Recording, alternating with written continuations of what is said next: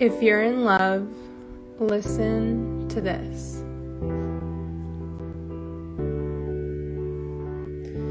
No matter where life takes us and who it brings us to, I cherish the fact that it gave me the chance to meet you.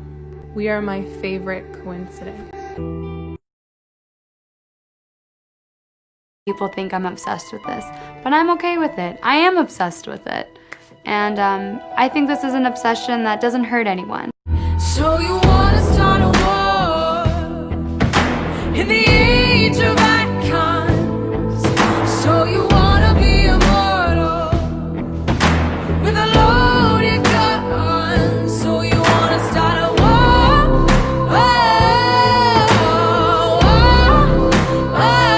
So you wanna start a war.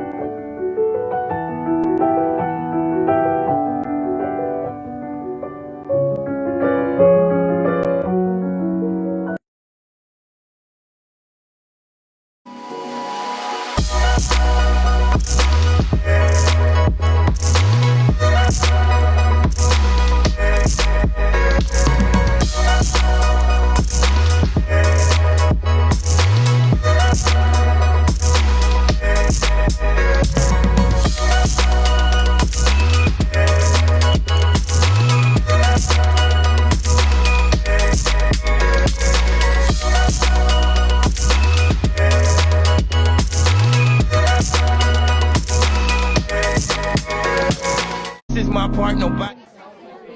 This is my part, nobody. Hello, so I got some tiny books the other day, and then I thought, what am I going to do with these tiny books? And then I thought, Squirrel Library? I tried to come up with some books that the squirrels would like. So first we have Harry Potter and the Chamber of Squirrels. How about the squirrel with the dragon tattoo? Boom.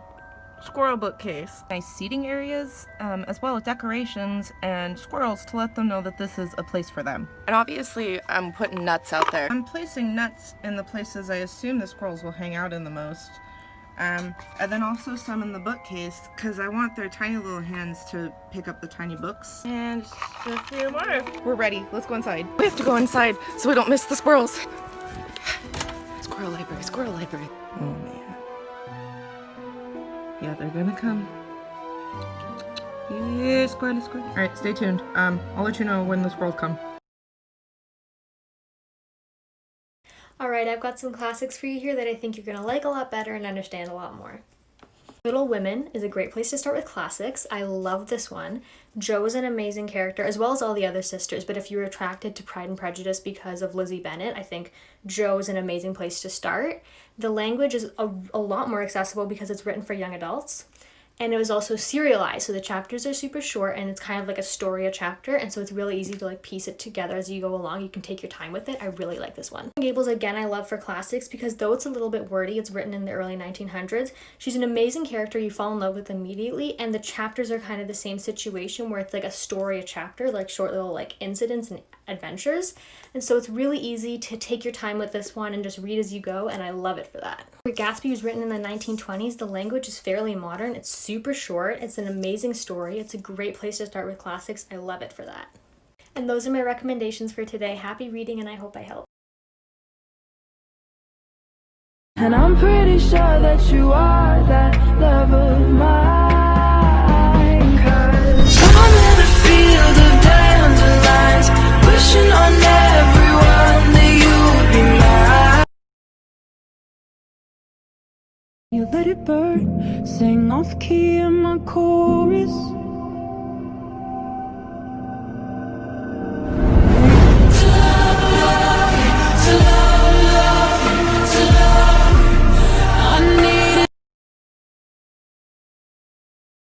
Hey, can I borrow one of your books? Which one? Cruel Prince? I heard it's really good. I've been wanting to give it a try for a while. Do you dog-ear your pages? No, never. How long does it take you to read a book that size? I don't know, maybe like a couple of weeks. Okay, do you ever read in the bathtub? Sometimes, I guess. Not with my books, you don't. Okay.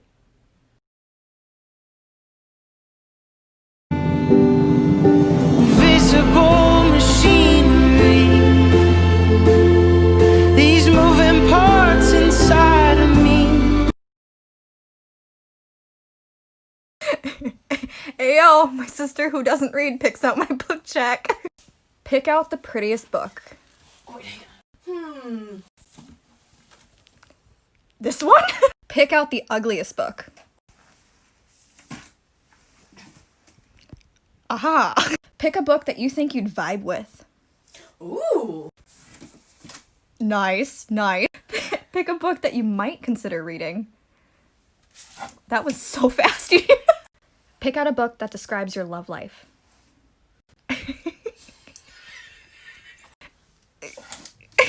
What is this? I'm still alive! Pick out a book you recommend to someone on TikTok.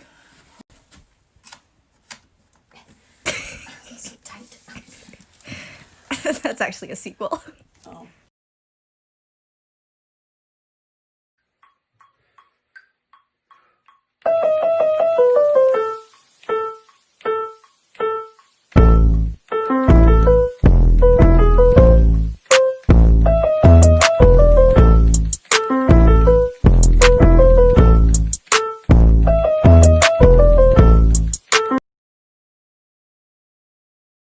After reading this short story, you will never look at the world the same way again. It's about the ethical nature of human happiness. It's only about 10 pages and it's free online. The city of Omelas is a perfect community, a utopia. Everyone is happy. There is no violence, there are no slaves, everyone is fed, citizens have everything they need. However, at a certain age, every citizen of Omelas becomes aware of a disturbing reality. In the basement of one of the buildings, there is a small room with one door and no window. Inside, there is a 10-year-old child suffering every day and crying for help. Every citizen is aware of the child, and for some unexplained reason, the happiness of everyone in the city depends on the child's suffering. If the child is let free or in any way taken care of, every aspect that makes Omelas a happy, good, and just community will go away. Those are the terms. For all to prosper, this one child must suffer. What's fascinating about this story is that while we can all disregard it as fantasy, it applies to real life in a very uncomfortable way. Opportunity cost. Here's my favorite passage. To throw away the happiness of thousands for the chance of the happiness of one, that would be to let guilt within the walls indeed.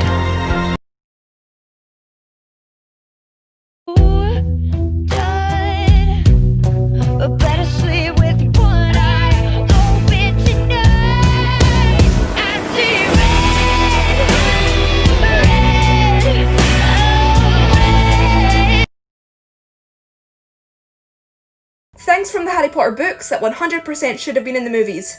Part 3 of many. Regulus Black's backstory. As we know from the movies, Regulus is Sirius Black's brother. And we also know him as REB because he retrieved the original Locket Horcrux. But why is this an essential part of the plot that should have been in the movies? Let me tell you. Regulus was forced to be a Death Eater by his parents, and when he turned 18 he just said, I am done with this bullshit. Regulus and Creature found out where Voldemort was hiding his Horcrux and they went to retrieve it. He basically instructed Creature that if anything happened to him, that Creature was to go home and destroy the locket. Unfortunately, while he was trying to retrieve the Horcrux, Regulus drowned. Keeping in mind he was only 19 and he sacrificed his life for this.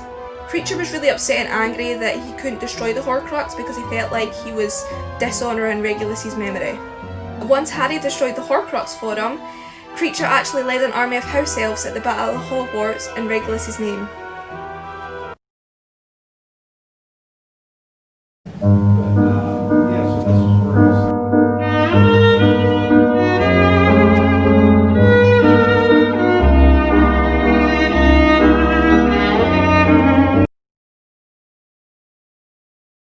Levitating, the Milky Way, we're renegading, yeah, yeah, yeah, yeah, yeah. I got you, moonlight, you're my starlight. I need you all night. Come on, dance with me. I'm levitating, you.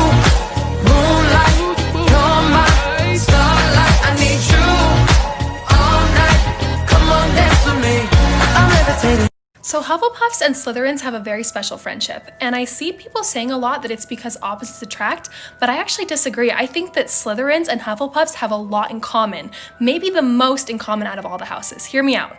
Hufflepuffs are often misrepresented as being ditzy, but if you look at the actual characters, it doesn't make any sense. Cedric Diggory was the most outstanding student at Hogwarts in his year, Nymphadora Tonks was brilliant and a very successful Auror, and Newt Scamander was the foremost leader in his field.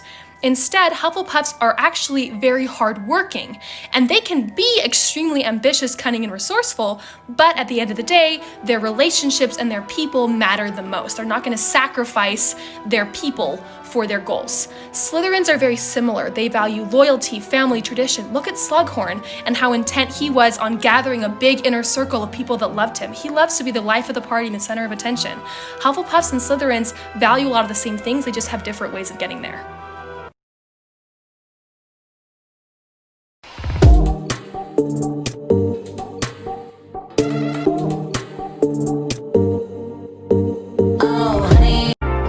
Perfect halo of cold hair and lightning set you up against the planet's last dance. Just for a minute, the silver forked sky lit you up like a star.